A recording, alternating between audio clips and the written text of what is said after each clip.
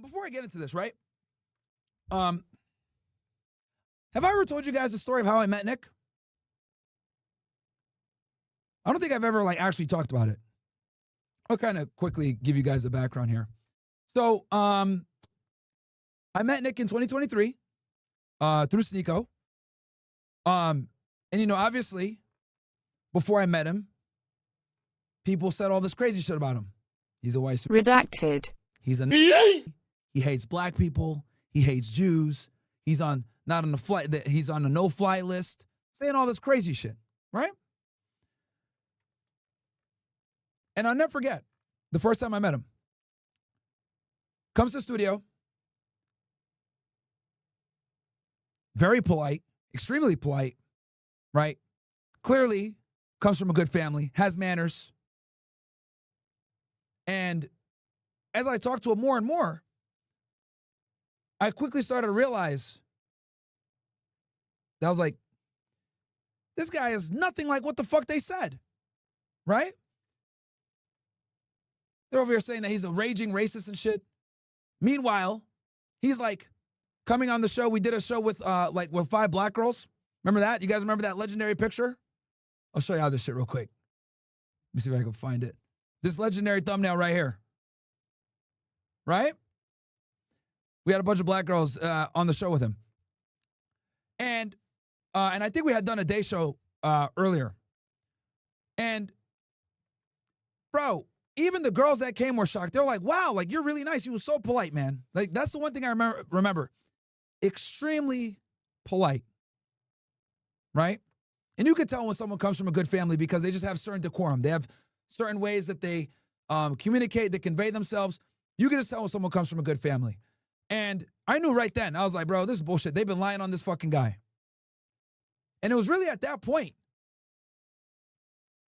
that I was like, this is a good dude.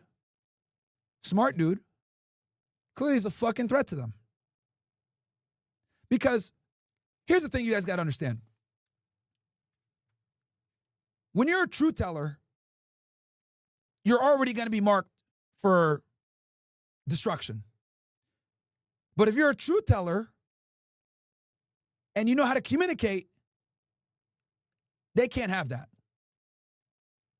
Right? So I realized immediately, I was like,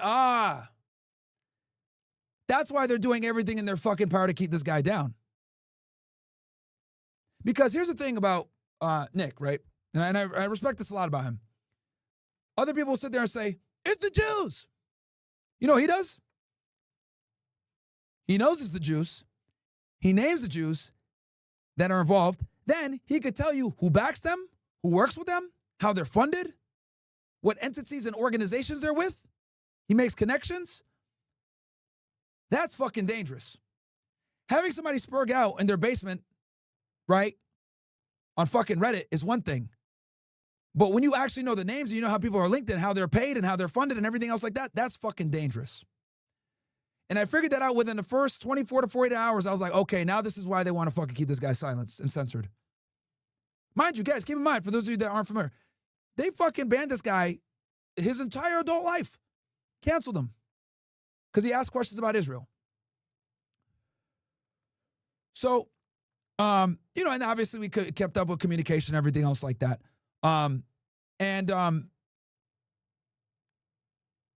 consider him a friend, right? And, we've talked about a multitude of different things behind the scenes. And, really what it comes down to is he's finally getting the recognition he deserves, and I'm really happy. Like, I really am. I'm glad that Sneeko introduced me to him. I'm glad that I met him. I'm glad I was able to see it for myself. And what you guys are seeing now, his meteoric rise that he's getting right now, I think other people are waking up and realizing that they were also lied to about him as well. And I'm really fucking happy for him that he's getting the recognition that he deserves after fucking 10 plus years of being blackballed, right? So that's what I want to say about that, right? Nick is a friend first. So I love the fucking guy. He's great. And I wish him the best. Like I'm so happy that he's finally getting the recognition. So now we could fast forward a little bit to what's going on here with this situation, right? With Tucker and everything else like that. Now I watched part of this. I know the gist of it in general, but I know a lot of you guys want me to like kind of react to it, so we'll kind of just go through it. But I wanted to kind of get you guys, give you guys a quick background of how I met Nick. This is back in 2023 now. It's been like 2 years. I met him through Sneeko, and how it's so important to always meet people, bro. Like, it is crazy how the internet will portray someone one way, and then you meet them and you're like, what the fuck? And another reason too why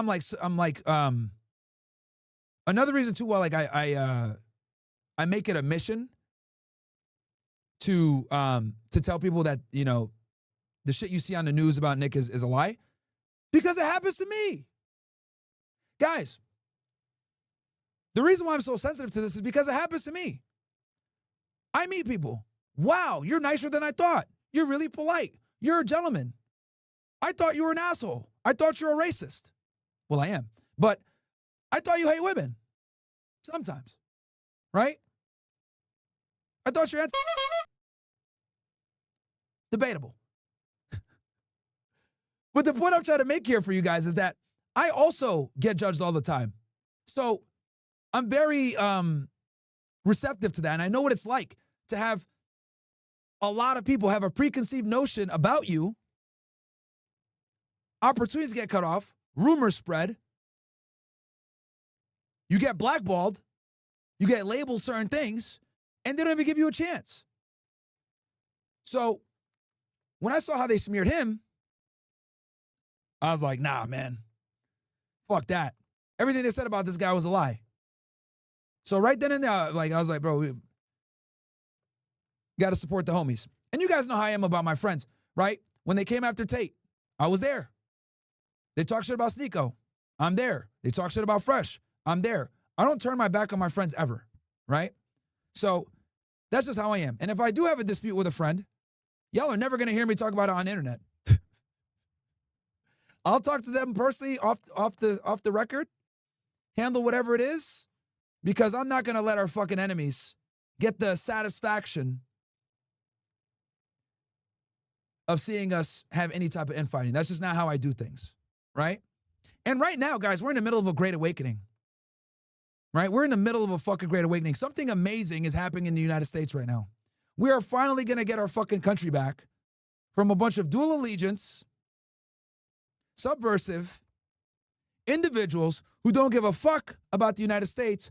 Rather, they care about a foreign state in the Middle East that's causing a bunch of wars and killing innocent people. The Great Awakening is happening at a rate that they can't stop. There's nothing more that the ADL and the SPLC and Right Wing Watch and all these other Media Matters, all these other fucking liberal organizations that stifle free speech, there's nothing they would love more than to see us fractured. So I will never give those motherfuckers the satisfaction. I could disagree with my friends behind the scenes, but y'all are never going to see me talk shit about them publicly. It's not going to happen. Especially my friends. The Tates, Nick, Sneeko. I love all these guys. I truly do. And you guys know this. You guys have seen me fucking deal with all kinds of bullshit for my friends. So yeah, man. That's what it is. I'm anytime my friends win, I'm happy. Right? Some good happens to Sneeko, I'll text him on the side. Some good happens to Nick, I'll hit him on the side. Some good happens to Tate, hit him on the side. Because, bro, like, guys, like, being in this internet world, like, people are so fake, man. It's so fucking fake. Like, as a guy that comes from, like, the professional world, I used to work in law enforcement, where trust is very important. Like, you need to be able to know that the person that you're next to, when you're about to hit a house, you squeeze them on the shoulder, hey, go. When you squeeze them, pause, it's like a military tactic. You're basically telling them, I'm good. I'm right behind you. And he's not turning around. He's going right in because you squeezed him and you said, I'm good. So he's depending on you to basically clear the room with him. If one of y'all fucks up, you die. That's the type of cloth I'm cut from. So when I come into the internet and I see how people move and shit, I'm like, what the fuck is this?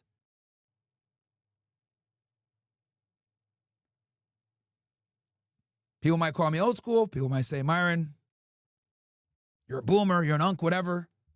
But I just don't It's gonna sound cheesy. I just want my friends to win, bro. It sounds cheesy, but I truly do, like, you know what I mean? I just want my friends to win.